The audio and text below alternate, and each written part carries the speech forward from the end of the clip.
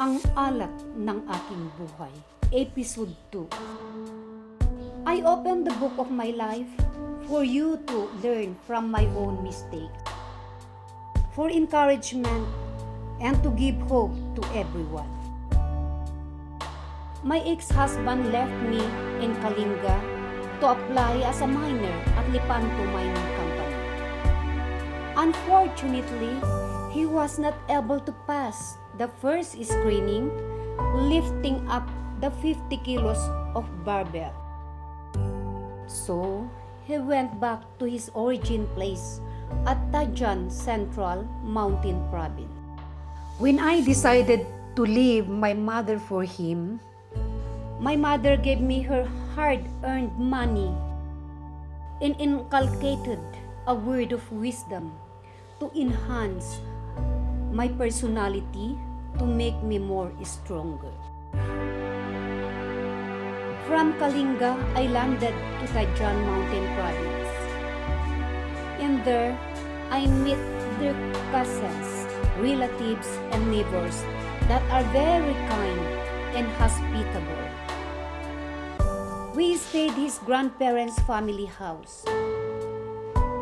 Then, my first morning, I woke up early to see what is in the kitchen. Then I saw an old man sitting in the fireplace. And I learned from my ex-husband that it is his grandfather who was being paralyzed. So to keep his body warm, he always stay in that part of the kitchen. I have noticed that he is very skinny, his body colored dark of smoke and dirt. I decided to boil water to bath him before serving his breakfast. The first time I bathed him, he been scolding me, shouting with a very angry voice, but I ignored him. After bathing, I get my lotion made out of coconut oil given by my mother and give him a whole body massage. Then I made this as my daily routine. After some time, I was surprised that he was not around. Then I learned that he went to the plaza where the elders gathered together. We called in Igorot Dapay. And it's very rewarding in my part that he was able to walk again. It was a talk of the town on how he was able to recover his strength. Our neighbor that time, who was always saw me bathing him, massaging him, told him the way I treated him. One day, his daughter came and brought him somewhere in their place in Sagada Mountain Province. So we decided with my ex-husband to transfer to their abandoned house. And we agreed with their grandmother to take over their farms with the agreement of 50-50. The farmland in Tajan Mountain Province is like the Banawi rice terraces, but not as beautiful landscape of Banawi. It's just a little terraces with a high pavement made out of stones as a reinforcement. The first location of the rice farm, which is the nearest one, you need to walk one mountain before you reach. It was divided into two rice paddy, more or less 100 square meter if you put it together, with a very high pavement that you need to climb to clean the weeds and put it inside of any hole in between the stones to avoid the rat to thrive in there. The second location of their farm, I think they called it Sagam. You need to walk two mountains with four rice paddy. If you put it together, more or less 150 square meters. The last but not the least, is in Bunga. You need to hike 3 mountains. In here, we have 6 padding of rice farm, more or less 200 square meter. This is where we can harvest the biggest gabi. We called it bakag. And that time, I was craving of any food except rice. Then we were able to harvest Alat, the biggest gabi I have seen in my life that time. If we escape not to go to the farm, the dialogue is, we take a rest so that we can pound rice.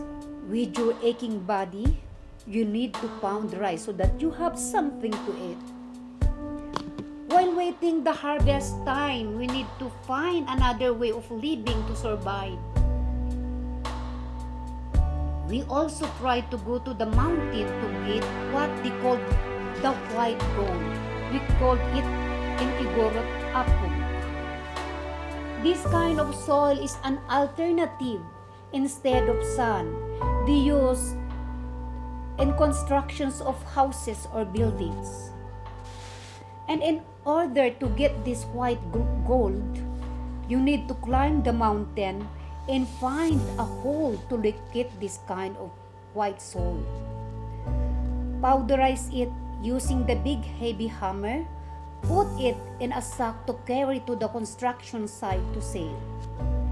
This is a very hard and dangerous way of living because one of our companions, 7 months pregnant, that time went very early into our home and the soil eroded, and sad to say, she died with her baby. After some times, the daughter came back asking for help to bring back home his father. And it so happened that my younger brother visited me, so he went with my ex-husband and carried him back hiking how many mountains to reach the road. The daughter take the responsibility to take good care of her father to show her love and affection before her father died. After the harvest time, my ex-husband went to Baguio City to look for a job. I was left alone in their house. One morning, I went to pound rice to his grandparents' backyard where they store the wooden rice pounder in the open area. I got the rice pounder that is adapted to my height and bigger in size that I can easily pound rice in a shorter time. Suddenly, this daughter came from my back and grabbed the rice pounder and dragged the thinner one in front of me with a harsh word that I cannot remember this time. The things that I cannot forget when the tears falling down on my face. I lost my patience waiting for any update from my ex-husband for almost 2 months. I decided to bring the palay to the rice field and bring to Mangkayan to sell. When I was in Mangkayan, I don't want to bring back the memory of my childhood. My 2 sisters with their families staying in the 2 portions of our house left. I stayed for a while, then I went to Camilla Cervantes Ilocosur to visit a rice farm that was being loaned to somebody by some of my sisters. This is under the management of my sister where I stayed when I was in grade 3. All my childhood memories is not good to remember. This is the reason why I did not put in details in the episode 1. But to make this story short, bear with me for a piece of advice.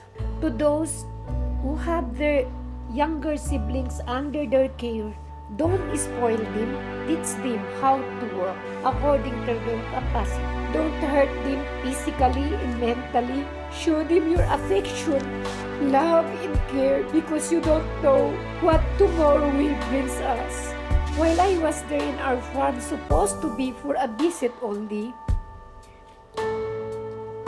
but it so happened that it was their planting season, so I voluntarily gave my help in the farm, bringing seedlings to the rice field, cooking and preparing food for the workers, and taking good care of their kids. After we finished the work in our field, I went to different rice field to work to earn money for a living.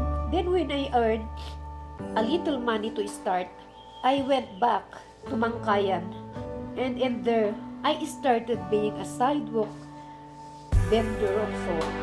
That is why again the salt plays a big role in my life.